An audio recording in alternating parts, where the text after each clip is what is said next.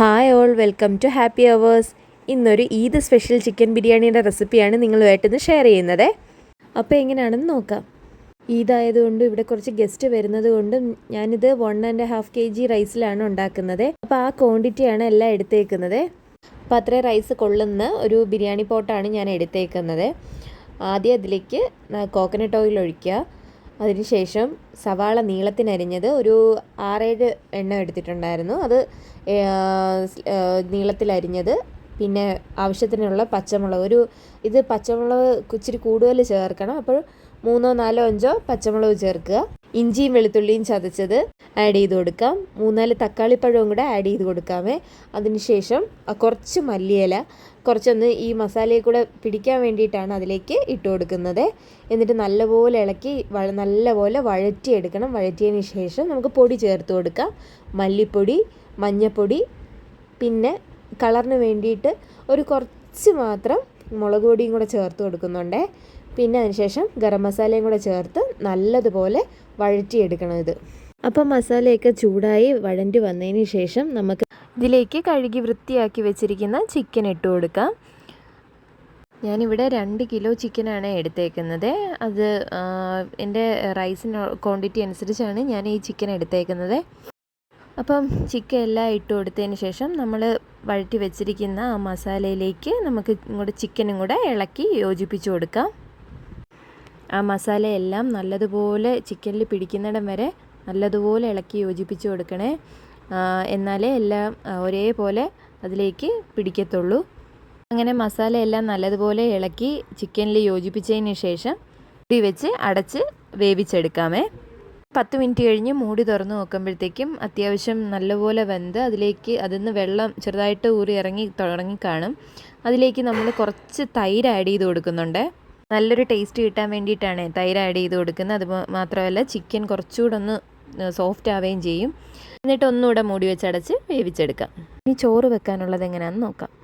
ഞാനിവിടെ ചോറ് വെള്ളം ഊറ്റിയാണ് എടുക്കുന്നത്. അതുകൊണ്ട് കുറച്ചധികം വെള്ളം വെച്ചിട്ടുണ്ട്. അതിലേക്ക് സ്പൈസസ് ആഡ് ചെയ്യുന്നുണ്ട്. ചോറിന് ആവശ്യമായിട്ടുള്ള ഉപ്പ് ഇട്ട് കൊടുക്കുന്നുണ്ട്. പിന്നെ കുറച്ച് സവാള കൈ വെച്ചൊന്ന് ക്രഷ് ചെയ്തിട്ടാണ് ഇട്ടേക്കുന്നത്. പൈനാപ്പിൾ കട്ട് ചെയ്തത് ആഡ് ചെയ്യുന്നുണ്ട്. ക്യാരറ്റ്, ബീൻസ് ആഡ് ചെയ്യുന്നുണ്ട്. ഒരു 6-7 പച്ചമുളകും ചേർത്ത് കൊടുക്കുന്നുണ്ട്. അപ്പോഴത്തേക്കും നമ്മുടെ വെള്ളം തിളച്ച് വരുമ്പോഴത്തേക്കും നമ്മൾ കഴുകി കുതിർക്കാൻ വെച്ചിരുന്ന അരി നമ്മളിതിലേക്ക് ഇട്ട് കൊടുക്കാം. ഞാൻ ഇവിടെ ജീരകശാല റൈസാണ് എടുത്തിട്ടുള്ളത്. ഈ റൈസ് പെട്ടെന്ന് വേവും. അതുകൊണ്ട് ഇടയ്ക്കിടയ്ക്ക് ഇതിൻ്റെ വേവ് നോക്കുന്നുണ്ട്. ഈ റൈസ് തമ്മിൽ ഒട്ടാതിരിക്കാൻ വേണ്ടിയിട്ട് ഞാൻ ലെമൺ ജ്യൂസും കൂടെ ഒന്ന് ഒഴിച്ചു കൊടുക്കുന്നുണ്ട്. അപ്പോഴത്തേക്ക് എൻ്റെ റൈസ് വെന്തു. അങ്ങനെ ഞാനിത് സ്ട്രെയിനറിനകത്ത് ഓരോ ഇതായിട്ട് ഊറ്റിയെടുക്കുകയാണ്. ഞാൻ ഇവിടെ കുറച്ച് ഇപ്പോൾ വേവിക്കുന്നുള്ളൂ. ഒരു ഹാഫ് കുക്കായിട്ടാണ് റൈസ് ഇപ്പോൾ എടുത്തിരിക്കുന്നത്. ഞാൻ ലാസ്റ്റ് ദമ്മും കൂടെ ചെയ്യുന്നുണ്ട്. അതുകൊണ്ടാണ് അങ്ങനെ കുക്ക് ചെയ്തെടുത്തത്. അപ്പോൾ നമ്മുടെ ചിക്കനും റൈസും റെഡി ആയിട്ടുണ്ട്. ഇനി ഇതിലേക്ക് ഗാർണിഷ് ചെയ്യാനുള്ള ഒണിയൻ ഫ്രൈ ചെയ്തെടുക്കാം. പാനിലേക്ക് കുറച്ച് കോക്കനട്ട് ഓയിലും ഗീയും കൂടെ ചേർത്ത് കൊടുക്കാം. എന്നിട്ട് അതിലേക്ക് ഒണിയൻ ഇട്ട് ഫ്രൈ ചെയ്തെടുക്കാം. അതുപോലെ തന്നെ നമ്മുടെ കാഷ്യൂവും കിസ്മിസും കൂടെ അതുപോലെ തന്നെ ഒന്ന് ഫ്രൈ ചെയ്തെടുക്കാവേ. നല്ലതുപോലെ ഫ്രൈ ചെയ്ത് അതൊരു പാത്രത്തിലേക്ക് മാറ്റി വയ്ക്കാം. ഇനി ദം ചെയ്യുന്നത് എങ്ങനെയാണെന്ന് നോക്കാം. ഞാനിവിടെ 2 ലെയറായിട്ടാണ് ചെയ്യുന്നത്. അതുകൊണ്ട് ഞാൻ ചിക്കൻ വേവിച്ചതിൽ നിന്ന് കുറച്ച് മാറ്റി വെച്ചിട്ടുണ്ട്. എന്നിട്ട് ബാക്കി ചിക്കനിലേക്ക് നമ്മൾ വേവിച്ച് വെച്ചിരിക്കുന്ന റൈസിൻ്റെ കുറച്ച് ഒരു ലെയർ പോലെ ഇട്ടതിന് ശേഷം അതെല്ലാം നല്ലതുപോലെ എല്ലാം ഒരേ ലെവലിൽ സ്പ്രെഡ് ചെയ്യുക.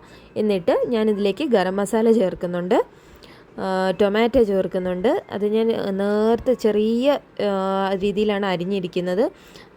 ക്യാരറ്റ് ചേർത്ത് കൊടുക്കാം. കുറച്ച് മല്ലിയിലയും പുതിനയിലയും ചേർത്ത് കൊടുക്കാം. പിന്നെ അതിലേക്ക് നമ്മൾ അരിഞ്ഞു വെച്ചിരിക്കുന്ന പൈനാപ്പിൾ ചേർത്ത് കൊടുക്കാം. പിന്നെ നമ്മൾ ഫ്രൈ ചെയ്ത് വെച്ചിരിക്കുന്ന കിസ്മിസും കാഷ്യൂവും ഫ്രൈഡ് ഓണിയനും ഇതിലേക്ക് ചേർത്ത് കൊടുക്കാം. പിന്നെ കുറച്ച് നെയ്യും കൂടെ പിന്നെ ഞാൻ കുറച്ച് ഫ്രോസൺ ഗ്രീൻ ബീൻസ് കൂടെ ആഡ് ചെയ്യുന്നുണ്ട്.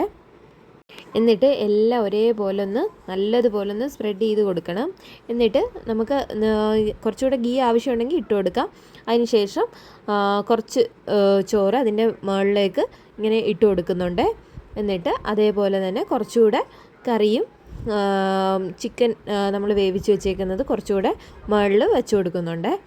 എന്നിട്ട് അത് വീണ്ടും ഇതേപോലെ തന്നെ ചോറ് അതിൻ്റെ മുകളിൽ ഇട്ട് കൊടുക്കുന്നുണ്ട്. എല്ലായിടത്തും ഒരേപോലെ ചോറ് ലെവൽ ചെയ്ത് ഇട്ട് കൊടുക്കണേ. എന്നാലേ എല്ലായിടും ഒരേപോലെ മസാല എല്ലാം ഒരേപോലെ ആവത്തുള്ളൂ. എന്നിട്ട് ഈ ചോറിലേക്ക് ആവശ്യമായിട്ടുള്ള ഗീ അതിൻ്റെ മുകളിലിങ്ങനെ ഒഴിച്ചു കൊടുക്കണം. നല്ലതുപോലെ ഒന്ന് ഒഴിച്ചു കൊടുക്കുന്നത് നല്ലതാണ്. നല്ല റൈസൊക്കെ കുറച്ചുകൂടെ മണവും നല്ല ടേസ്റ്റും കിട്ടാൻ നല്ലതാണ്.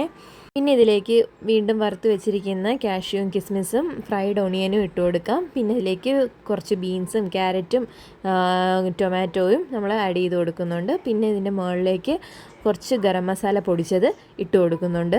പിന്നെ ഇതിലേക്ക് മല്ലിയിലയും പുതിനയിലയും ഇട്ട് കൊടുക്കുന്നുണ്ട്. പിന്നെ ഇതിലേക്ക് ഞാൻ കുറച്ചൊരു പൈനാപ്പിൾ എസൻസ് കൂടെ ചേർത്ത് കൊടുക്കുന്നുണ്ട്. ഇത്രയിട്ട് നമുക്ക് മൂടി വെച്ച് അടച്ച് നല്ലതുപോലൊന്ന് ദം ചെയ്ത് നല്ലതുപോലൊന്ന് ആവി വരുന്നിടം വരെ ഒന്ന് വേവിച്ചെടുക്കാം. നമ്മൾ തുറന്ന് നോക്കുമ്പോഴത്തേക്കും നല്ല ആവി പറക്കണം. അപ്പോഴാണ് ഇത് നല്ലപോലെ സെറ്റായിട്ടുണ്ടെന്ന് അറിയുന്നത്. ആവി വന്നതിന് ശേഷം നമുക്കിനി ഇതൊരു പ്ലേറ്റിലേക്ക് മാറ്റാമേ. ഇത് അധികം എരിയൊന്നും ഇല്ല കേട്ടോ. പച്ചമുളകൊക്കെ നമ്മൾ ഇട്ടേക്കുന്നുണ്ടെങ്കിലും അത് അധികം എരിയൊന്നും ഇല്ലാത്ത നല്ല സൂപ്പർ ഒരു ബിരിയാണിയാണ്. എല്ലാവരും ഇതൊന്ന് ട്രൈ ചെയ്ത് നോക്കണം കേട്ടോ. എല്ലാവർക്കും ഇത് ഇഷ്ടപ്പെട്ട എല്ലാവരും ഈ വീഡിയോ ലൈക്ക് ചെയ്യുകയും നിങ്ങളുടെ ഫീഡ്ബാക്ക്സ് കമൻറ്റിലൂടെ അറിയിക്കുകയും വേണം. പിന്നെ ഇതുവരെയായിട്ട് സബ്സ്ക്രൈബ് ചെയ്യാത്തവർ സബ്സ്ക്രൈബ് ചെയ്യുകയും വേണേ. ഓക്കെ, അപ്പോൾ ഒരിക്കൽ കൂടെ എല്ലാവർക്കും എൻ്റെ ഈദ് മുബാറക്. ബായ്.